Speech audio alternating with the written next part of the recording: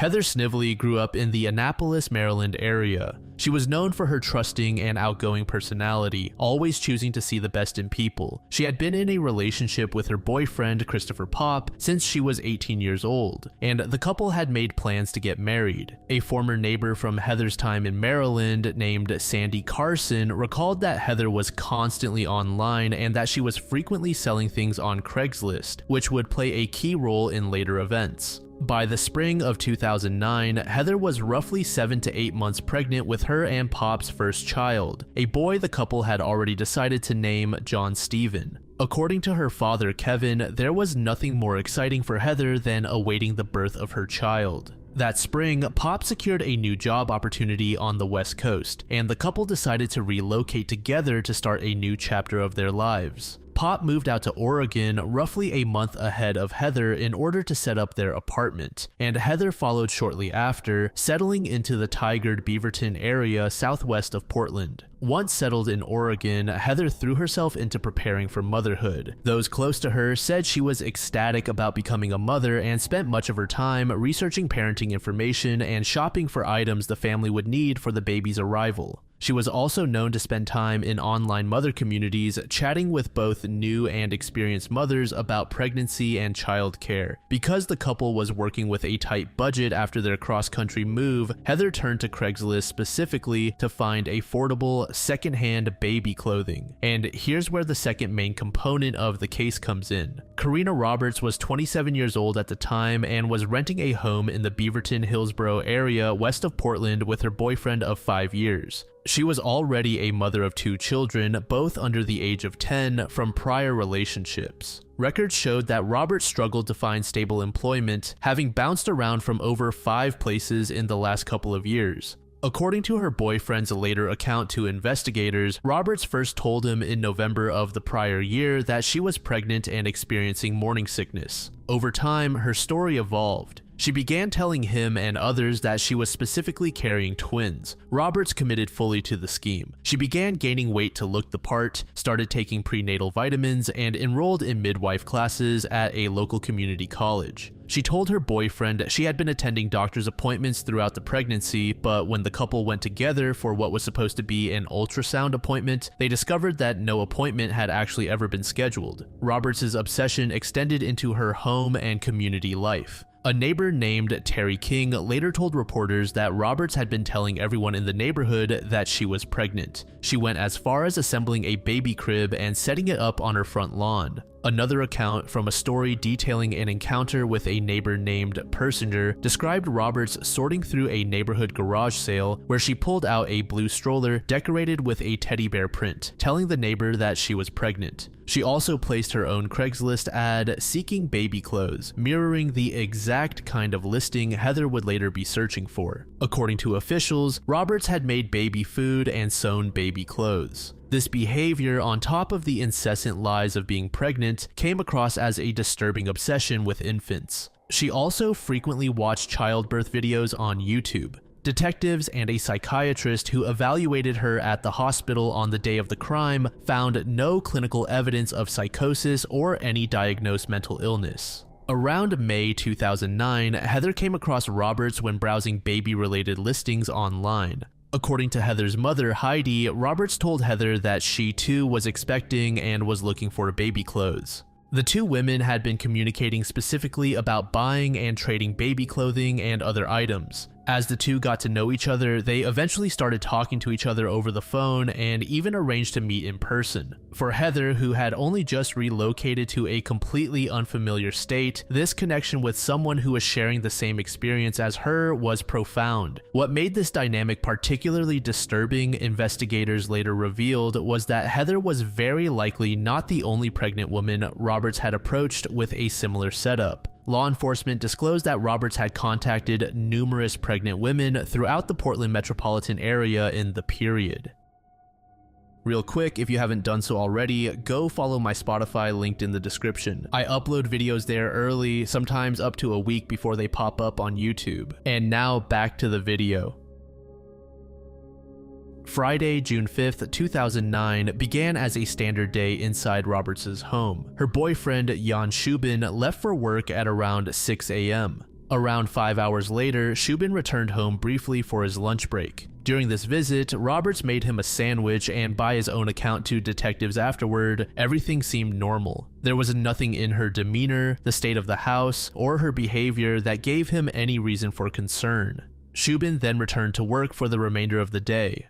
It was sometime after this lunchtime visit and before his return home that Heather arrived at the house. She had arranged with Roberts to stop by that day to pick up the free baby clothes Roberts had offered her through their Craigslist connection. At some point after Heather arrived at the house, Roberts attacked her inside the bathroom. The assault was described as both prolonged and extremely violent. Roberts beat Heather with a police baton, striking her somewhere between 15 and 30 times, with the majority of the blows landing on the back of her head. Heather also suffered cuts to her right breast and to her abdomen, and the medical examiner ultimately concluded that it was the abdominal incision and the resulting blood loss, not the head trauma alone, that caused her death. Investigators believe Roberts used a straight razor to inflict the abdominal wound and remove the unborn baby from Heather's body. Evidence indicated that Heather fought back fiercely. She had bite marks on her right arm, and Roberts herself bore a 5-inch scratch on the left side of her neck, along with other injuries to her arms. The physical evidence made clear that Heather did not go quietly. She had bite marks on her right arm, consistent with fighting back against her attacker at close range. Some reporting specifies the bite marks were on the back of her elbow. Roberts herself bore the marks of this struggle. She had a 5-inch scratch on the left side of her neck, along with additional visible injuries to her arms. After killing Heather, Roberts wrapped her body in some carpet and dragged it to a crawl space beneath the house where she concealed it. At approximately 2:30 p.m., Shubin received a phone call from Roberts. According to him, Roberts said, "I need you," and sounded as though she was in pain. Other accounts of this same sequence describe her telling him she was in labor and needed help delivering the baby, or that she had already given birth and needed him to come home immediately. Believing his girlfriend had gone into labor, Shubin rushed home from the bank. When he arrived at the house, he immediately noticed blood on the floor. Following the trail toward the bathroom, he found the water running and Robert sitting in the bathtub wearing only a bra. She was crying uncontrollably and was holding a baby boy covered in blood who showed no signs of life. Shubin took the baby from Roberts and immediately began performing CPR in an attempt to revive him. It was at this point that Shubin called emergency services, reporting that a newborn baby was not breathing. Paramedics transported both Roberts and the infant to Providence St. Vincent Medical Center. Doctors determined quickly that the baby had died, and further examination revealed he had never drawn a breath outside the womb at all. Just as critically, medical staff determined that Roberts herself showed no physical signs of having recently given birth. Staff described her behaving unusually for a woman who had supposedly just delivered a child, including covering her face with a sheet to avoid interacting with staff, rolling around on the floor while complaining about her treatment and asking for food. She also initially refused to submit to a physical examination, though doctors eventually completed one and confirmed she had not given birth. Roberts also told hospital staff that she had been on antidepressants since her last pregnancy. Given the complexity of the situation and the inconsistencies staff were noticing, doctors ordered a psychological evaluation, which found no evidence of psychosis or any other disorder. It was during a brief window of time when Roberts and Shubin were alone together that Roberts made a confession. A doctor overheard her telling Shubin that she had done a horrible thing. While all of this was occurring, Pop, Heather's fiancé, grew increasingly concerned when she failed to return home or contact him after leaving to visit Roberts. That same Friday evening, Pop reported Heather missing to authorities. Back at the hospital, as doctors worked to make sense of the situation, Roberts claimed to investigators that the deceased baby had a twin back at home. Acting on this information, officers returned to the residence that evening to search for a possible second baby. What they found instead only deepened the mystery and alarm surrounding the case. Inside the house, officers discovered a substantial amount of blood, but they found no second baby.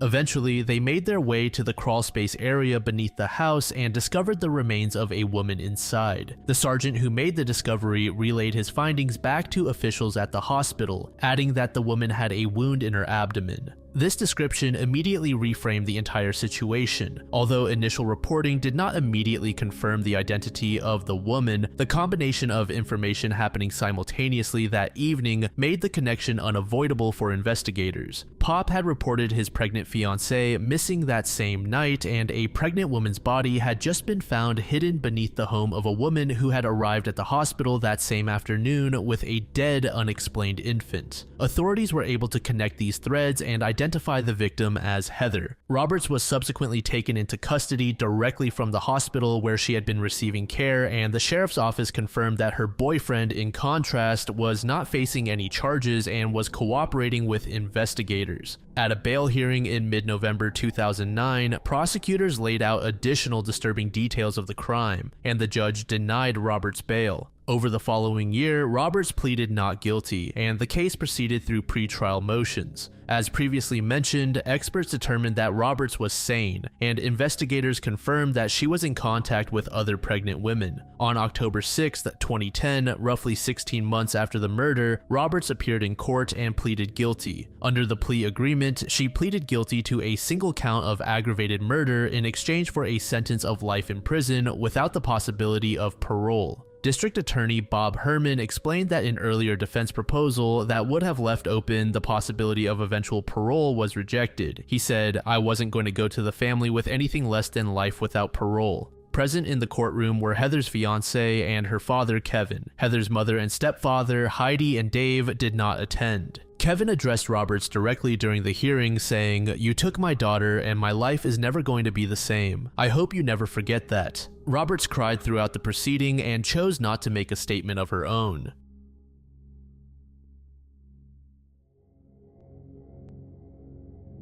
Harry Edward Greenwell was born on December 9, 1944 in Louisville, Kentucky, the son of Paul and Dorothy. He came from a large Kentucky family and would go on to have more than a half-dozen siblings. Detailed public information about his childhood is scarce, as almost nothing about his upbringing drew public attention until decades later, when investigators and journalists began reconstructing his life following his 2022 identification. Greenwell's documented criminal record begins on January 17, 1963, when he was arrested in Louisville for armed robbery. He was 18 years old at the time. The case moved through the courts relatively quickly. On April 12, 1963, Greenwell was convicted and sentenced to 2 years in a state reformatory, along with an additional 5 years of probation to follow his release. This marked the first known instance of Greenwell entering the criminal justice system, and it established a pattern of robbery-related offenses that would recur throughout his life. Roughly 2 years after his robbery arrest, on February 23, 1965, Greenwell was arrested again, this time in Jefferson County, on a sodomy charge, and was sent to serve time at the Kentucky State Penitentiary. Greenwell remained there for several years before being paroled in 1969. Following this, there is a substantial gap in his publicly known criminal record. No publicly reported arrests are attributed to Greenwell again until the late 1970s and early 1980s. On April 28, 1978, Greenwell's first wife, Terry Jo, died in a house fire in Vernon County, Wisconsin. Greenwell was 33 years old at the time of the fire. Following Terry's death, Greenwell met a 39-year-old single mother who had previously endured an abusive relationship. Greenwell remarried on August 21, 1980. Along with the daughter from the previous relationship, Greenwell and his second wife had a son together. Less than 2 years into his second marriage, Greenwell's criminal activity resumed. On June 17, 1982, he was arrested in connection with a burglary that had been committed across the state line in Alamaki County, Iowa. Later that same month, Greenwell escaped from custody while in the hands of authorities near New Albin, Iowa. Then 37 years old, he was tracked down using a bloodhound and recaptured in a pasture at the west end of Lansing, on a farm property. Remarkably, Greenwell escaped custody again less than 2 weeks after this first recapture, but he was caught again on the very same day he fled, ending his second escape attempt within hours. Following his recapture, he was formally sentenced to the Anamosa State Penitentiary in Iowa on August 10, 1982. He was later released on parole on March 17, 1983. After this period, Greenwell found steady employment as a railroad worker, ultimately going to work for the Canadian Pacific Railway, and it's 4 years later when Greenwell would embark on his notorious crime spree, with his first victim being a woman named Vicky Heath. Heath was 41 years old in February 1987, working the overnight shift as a desk clerk at the Super 8 Motel along Interstate 65 in Elizabethtown, Kentucky. She had been born in Hardinsburg, Kentucky, and was living in nearby Radcliffe. She was a mother of 2 and an avid reader who had recently gotten engaged. On the night of February 21st, 1987, Heath was working alone at the motel front desk when she was attacked. The following morning, motel guests reported finding the lobby in disarray. The payphone had been torn from the wall, and there were clear signs of a physical struggle. Police were called to investigate her disappearance, and shortly after arriving, officers discovered her body behind the motel near a dumpster in the parking lot. She had been assaulted and shot twice in the head. Reports differ, but the weapon was described as either a .38 caliber handgun or a .22. She was found still wearing her sweater and plaid skirt, lying in mud created by melting snow, and no murder weapon was recovered at the scene. Investigators located one set of footprints leading away from her body toward the parking lot where the tracks abruptly ended. Reuben Gardner, then a lieutenant with the Elizabethtown Police Department, concluded that the attacker had gotten into a vehicle and driven away. Gardner, who worked the case as a detective in 1987, later said he suspected even then that the killer was someone simply passing through on I-65, treating the crime as one of opportunity rather than a planned, targeted attack. With no witnesses or forensic breakthroughs, Heath's murder went unsolved and for over 2 decades was treated as an isolated incident rather than part of a broader pattern. It would take more than 2 years and 2 additional murders on a single night before investigators began to seriously suspect a connection. On the night of March 3, 1989, Margaret Jill, a 24-year-old student at Sawyer Business College, was working as a night auditor at the Days Inn in Merrillville, Indiana. It was a busy night at the motel with roughly 70 rooms occupied during her shift, which ran from 11 p.m. to 7 a.m. Records show her last confirmed actions around 1:30 a.m. when she checked in her final guest of the night. When she failed to check in with her manager later that morning as expected, the motel manager reported her missing. A search of the property led investigators to a vacant hallway at the end of the motel where they discovered Jill's body. She had been stripped down to her shoes and socks, assaulted, and shot in the back of the head. Some outlets reported a single gunshot wound, while other accounts described 2 shots to the head.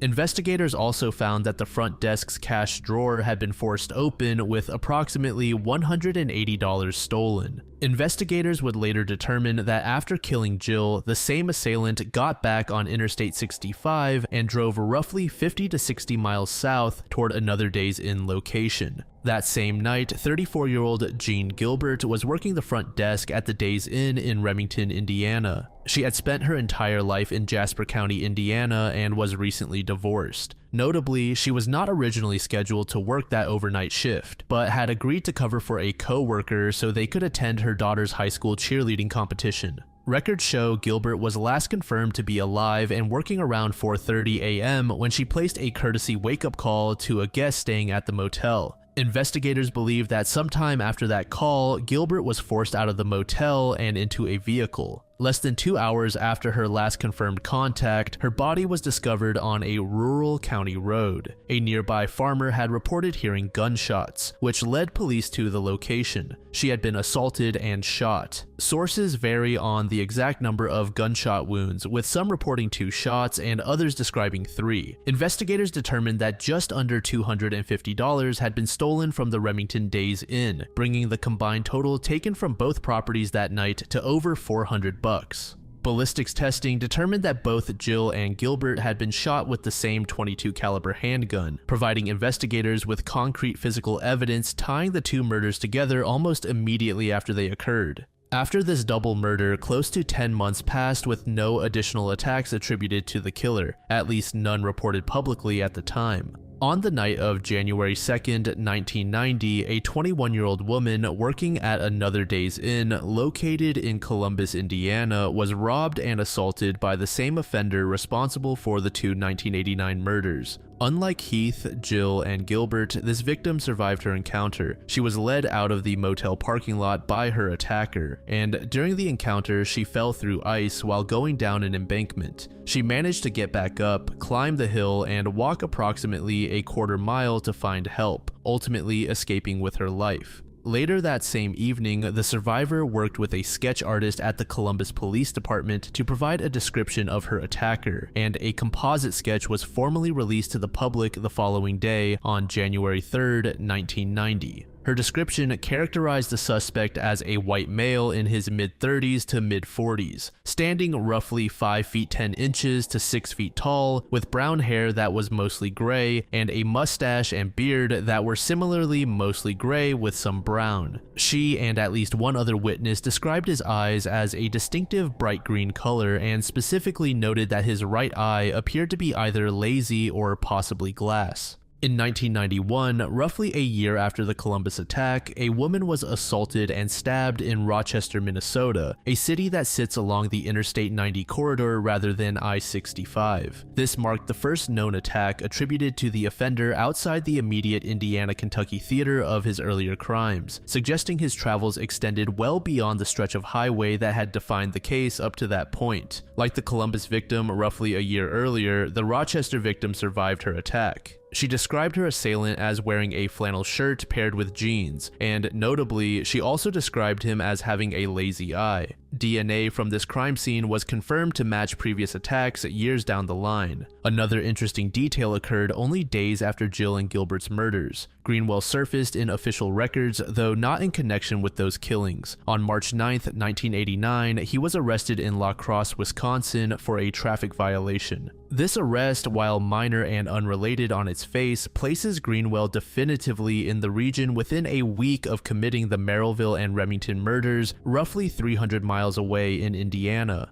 Later that same month, on March 23rd, Greenwell was arrested again in La Crosse, this time for a domestic incident, which resulted in a restraining order being filed against him. He went on to violate the terms of that restraining order on at least 2 separate occasions during March and April of 1989. These repeated violations culminated in a court appearance, and on April 18th, Greenwell was sentenced to 15 months of probation for criminal trespass stemming from the violations. Taken together, this cluster of arrests represents the most concentrated brush with law enforcement Greenwell had, but none of it raised any flag connecting him to the crimes in Indiana. Following his April 1989 sentencing, Greenwell went quiet for close to a decade. He continued his career as a railroad worker before involving himself in another incident in October 1998. On October 12th, he was stabbed by his then 15-year-old stepdaughter Ava Smith inside their home along Highway 26, just south of New Albin, Iowa. The sheriff's office responded and arrested Greenwell, though notably it was Greenwell himself, not his stepdaughter, who faced charges. He was booked for assault and for being a felon in possession of a firearm, the latter charge stemming directly from his decades-old robbery and sodomy convictions from the 1960s. Barely a month after the stabbing incident on November 13th, Greenwell was taken into custody again, this time for violating a restraining order. Ultimately, the legal consequences of these 1998 incidents proved minor. On November 1st, 1999, roughly a year after his arrest, the case against Greenwell was formally dismissed. After 1998, Greenwell once again disappeared into a low-profile existence. He retired from Canadian Pacific Railway after a career that ultimately spanned roughly 30 years in February 2010. By the time of his retirement, Greenwell had settled permanently in New Albin, where there were fewer than 500 residents. Neighbors and acquaintances came to know him as an enthusiastic gardener who regularly sold his produce at a local farmer's market, and as a man who enjoyed reading, writing, following college sports, and watching horse racing. In 2019, with the cases still unsolved, Indiana State Police requested assistance from the FBI's Gang Response Investigative Team, setting the stage for an eventual breakthrough. Investigators turned to a relatively new technique known as investigative genetic genealogy. Using this method, investigators matched the crime scene DNA to one of Greenwell's close family members, then used that genetic link to build out his identity. DNA testing performed by the Indiana State Police Laboratory returned a match probability of over 99% definitively, naming Greenwell as the offender. On April 5th, 2022, the Indiana State Police, the FBI, and the Elizabethtown, Kentucky Police Department held a joint press conference announcing that Harry Edward Greenwell had been identified as the I-65 killer. Sergeant Glenn Fifield laid out Greenwell's extensive criminal history spanning 1963 to 1998 and confirmed his death from cancer in January 2013 at age 68, meaning he had died roughly 9 years before ever being identified or charged. Superintendent Doug Carter told reporters that detectives in the room had worked the case for generations, adding that he hoped the announcement would bring, quote, a little bit of solace to know that the animal who did this is no longer on this earth. Kim Wright, daughter of victim Gilbert, spoke at the press conference saying she hoped the revelation would let victims' families share the healing process, knowing the long-known attacker has now been brought out of the dark into the light.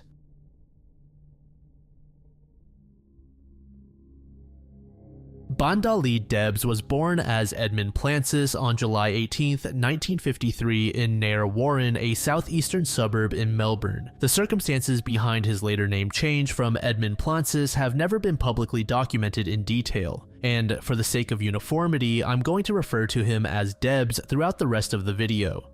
Public records and accounts of his life prior to adulthood are extremely sparse. The only claim regarding his childhood circumstances came from Debs' own brother, who told a newspaper in 2003 that the two of them had been tortured as children. No details were ever provided publicly about who allegedly inflicted this treatment, over what period it supposedly occurred, or what form it took. As an adult, Debs stayed in Nair Warren and worked as a roof tiler. He had 5 children over the course of his life. One of his daughters, Nicole, became romantically involved with Jason Roberts, a young apprentice builder from the nearby suburb of Cranbourne. This relationship placed Roberts within Debs' orbit and, according to later court findings, exposed him to Debs' manipulative influence as a teenager. Additionally, Debs experienced a major tragedy in December 2003 when his youngest son, Joseph, was found dead of a suspected overdose. Beyond these established facts, there is little else describing Debs' life before the mid-1990s, when his known pattern of violence is believed to have begun.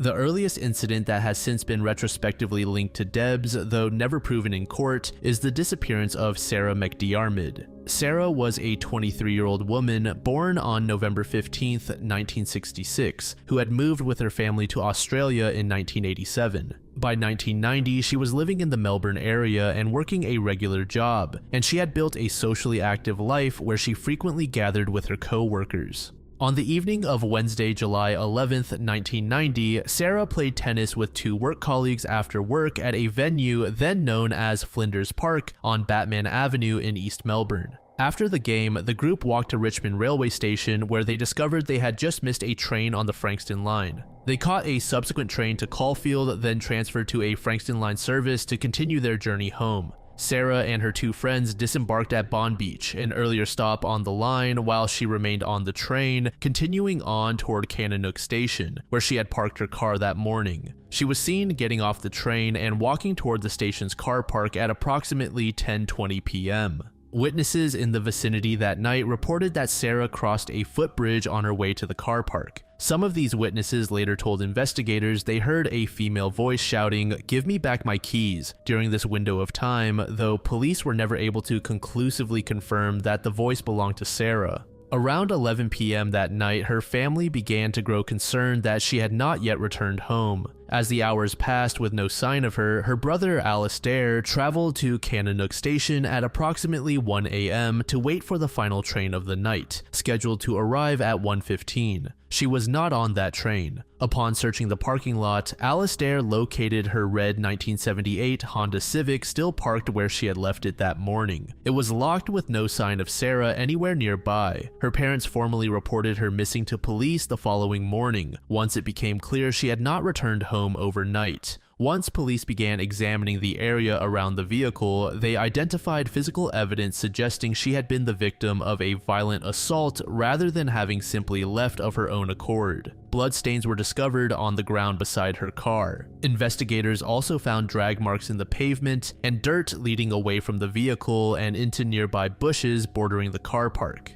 A cigarette lighter belonging to Sarah was also recovered from the ground near the scene, but this was the only personal item of hers found. There was no trace of her body, clothing, or any other belongings. In the days that followed her disappearance, Victoria police mounted an extensive search operation. This effort spanned 21 days and involved more than 250 police personnel, covering air, sea, and land in an attempt to locate Sarah or her remains. Despite the scale of this search, it produced no results. It was not until May 2014, over 2 decades after the disappearance, that Debs' name became publicly associated with her case. That month, News Corp Australia reported that police investigators considered Debs, by then already a known criminal, to be a suspect in the disappearance. Victoria's then Chief Commissioner Ken Lay addressed the matter directly around this time, telling reporters that Debs could fit the profile for a number of Victoria's unsolved cold cases, Sarah's among them. Lay was careful in his phrasing, stopping short of formally confirming that Debs was a designated suspect in the case, but he pointed to the pattern of Debs' known crimes as justification for the scrutiny. In the same period, Lay was quoted describing Debs as potentially, quote, the most dangerous criminal in Victoria. As of today, Sarah's case still remains formally unsolved. The first confirmed event in Debs' known criminal history occurred in April 1995 in Sydney's western suburbs, though the crime would remain unsolved for well over a decade. Donna Ann Hicks was a 34-year-old woman working as an escort in Western Sydney at the time of the incident. One night in April, Hicks had been drinking at the Colleton Hotel. At some point after leaving, she entered a vehicle. The specific vehicle she got inside of was later determined to match one that was registered to Debs. Hicks was later shot dead, and her nude body was left near a quarry close to Minchinbury. Officials determined that her body had been violated before she was murdered. At the time her body was discovered in 1995, local police had no immediate suspect, and the case received little sustained media attention. The second incident occurred roughly 2 years after Hicks's death. Christy Mary Hardy was an 18-year-old described as a troubled teenager with an intellectual disability. At the time of the incident, she was also working as an escort, soliciting clients along the Princes Highway. On June 17, 1997, Hardy was on the Princes Highway when she encountered Debs. Debs picked her up, and the two drove together to a secluded forested area located in Upper Beaconsfield. It was after this that Debs murdered her. He shot Hardy once at close range in the back of the head, and then left her remains face down in the undergrowth of the track.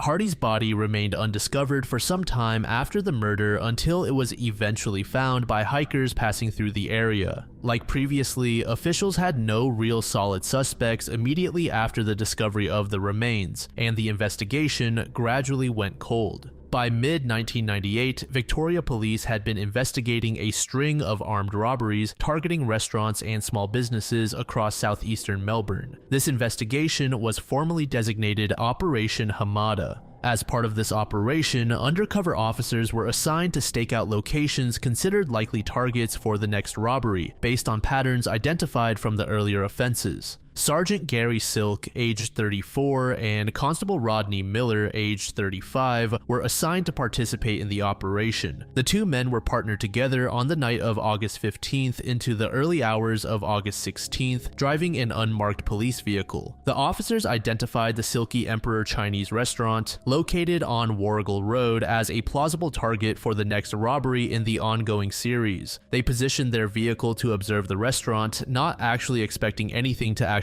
happen. At some point during the stakeout, the officers noticed a vehicle enter the underground parking lot near the restaurant. The driver of this vehicle apparently spotted the unmarked police car and exited the lot. The officers followed this vehicle for a short period before it eventually got away. Just after midnight, as the early hours of August 16th began, the officers noticed a second vehicle, a dark-colored Hyundai Excel hatchback, which they considered suspicious. They followed this vehicle a short distance to Cochran's Road and pulled it over. Other police officers who happened to be driving past around this time saw Sergeant Silk standing at the driver's side of the stopped vehicle, apparently speaking with the driver. Notably, neither Silk nor Miller had radioed in to request a check on the vehicle's registration before or during this stop. The passing officers who observed the scene reported seeing nothing that struck them as alarming or out of the ordinary at that moment. Shortly after this seemingly routine stop, a volley of gunshots rang out. Silk was killed at the scene. His body was found near the roadside, and prosecutors later stated in court that Silk sustained 3 gunshot wounds. Miller, despite being shot, managed to draw and fire his own weapon 4 times during the encounter. He then staggered away from the immediate scene, making his way back in the direction of the restaurant. He was found by other officers, gravely wounded. In total, the evidence established that 11 shots were fired during the encounter, originating from 3 separate firearms.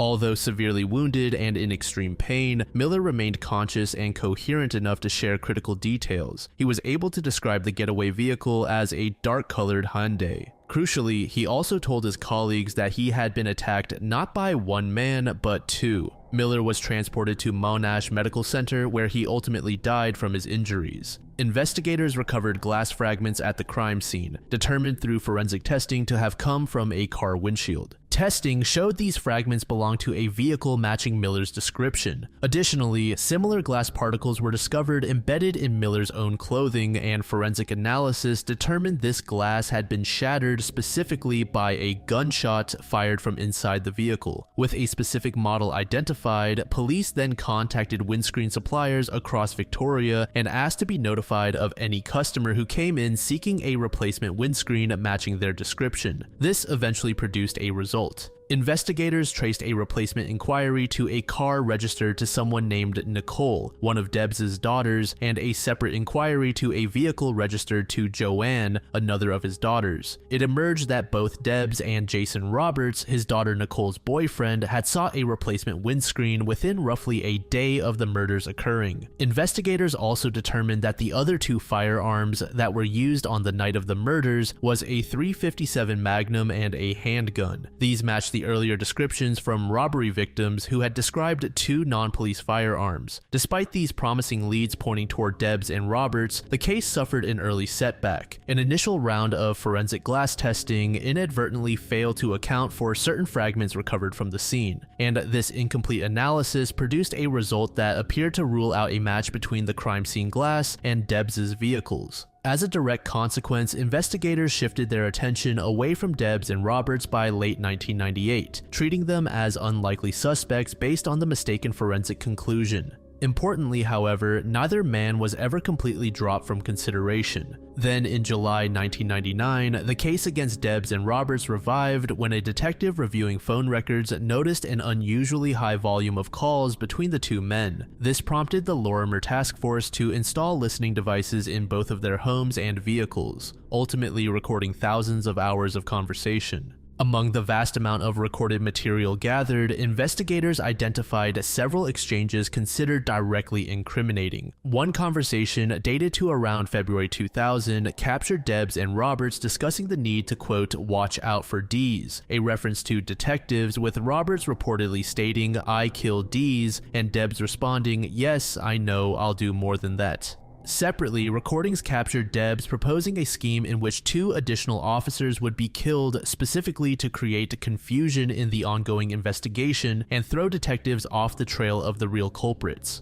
In a further exchange, this one captured roughly 18 months after the murders, and involving Debs speaking to his daughter Joanne, he expressed concern that homicide detectives were closing in on him and was recorded saying, "2 have got to go down so the investigation goes stupid." In yet another conversation, Debs described the shooting itself to his own father, referencing a bullet passing through the factory and describing a man lying on the ground and firing into the air. While the wiretap evidence accumulated, investigators also revisited the earlier forensic glass analysis that had mistakenly cleared Debs and Roberts. A second, more thorough round of testing was conducted on the glass fragments, and this time the analysis confirmed that the fragments were indistinguishable from glass consistent with the vehicles connected to Debs and Roberts. This corrected conclusion, combined with the mounting audio evidence, effectively rebuilt the case against the two men with a much firmer foundation. A surveillance team led by Sergeant Dean Thomas determined that sufficient evidence had been gathered, and Debs was arrested and formally charged on June 25, 2000. Roberts was also taken into custody around this time, but was initially released without charge. He was subsequently rearrested on August 15th, at which point he was formally charged with both murders. The trial opened on February 17th, 2003, before Justice Philip Cummins. Neither Debs nor Roberts testified in their own defense, with their lawyers arguing that neither man was present at the shooting. On February 23rd, a jury found both men guilty of murder. Debs received 2 consecutive terms of life imprisonment with no minimum term, while Roberts, then 22, received 2 consecutive life terms with a 35-year minimum. And it was later that year that Debs' youngest son, Joseph, was found dead of a suspected overdose. On June 20th, 2005, police formally charged the already imprisoned Debs with the 1997 murder of Christy Hardy after DNA testing linked DNA found on her body to him. He was then found guilty of that murder in May 2007 and given another consecutive life sentence. Because he had by now been entered into a criminal DNA database, investigators were able to link his profile to the unsolved 1995 killing of Donna Hicks in New South Wales. On September 30th, 2008, detectives interviewed Debs and raided a former address of his in Sydney. Following further investigation, he stood trial, and on December 12, 2011, a jury found him guilty of Hicks's murder. This brought his 4th consecutive life sentence, cementing his classification as a convicted serial killer. On August 6, 2018, the Victorian government asked the Supreme Court to reassess new evidence regarding Roberts' alibi. On December 12th, IBAC announced it would hold public hearings into alleged serious misconduct by Victoria police officers connected to the case. The critical finding to emerge was that Constable Glenn Pullen, one of the officers who arrived at the crime scene, had destroyed his original written statement and submitted a backdated version, despite Miller having told first responders that there were 2 gunmen. On June 23, 2020, the Court of Appeal heard Roberts' case, and in November 2020, his conviction was quashed. The appellate judges concluded that Pullen's misconduct had, quote, poisoned the trial to its root, and a retrial was ordered. Roberts' retrial ran for roughly 4 months, involving 90 witnesses, 200 exhibits, and hours of recorded conversations played for the jury. Debs testified, giving prosecutors his own account of events for the first time. He admitted to shooting Miller and testified that he heard shots coming from Roberts' direction during the incident. The court also played recordings in which Debs asked his daughter Joanne whether he should get rid of the kid and the mother to make the investigation look substance-related, though he never acted on either threat. Debs also admitted he had fabricated a story to explain the damaged windscreen on the getaway car, claiming to relatives that he'd broken it accidentally with a tiling tool. On July 11, 2022, after 5 days of deliberation, the jury found Roberts not guilty on both murder charges. The families of Silk and Miller said through the police union they were absolutely devastated by the verdict. Roberts had already admitted to 10 counts of armed robbery connected to the case. In September 2022, a judge determined that Roberts had fallen under the toxic and manipulative influence of Debs, his girlfriend's father, as a teenager when he committed those offenses, and he was sentenced to no further time in custody, having already spent 22 years in prison.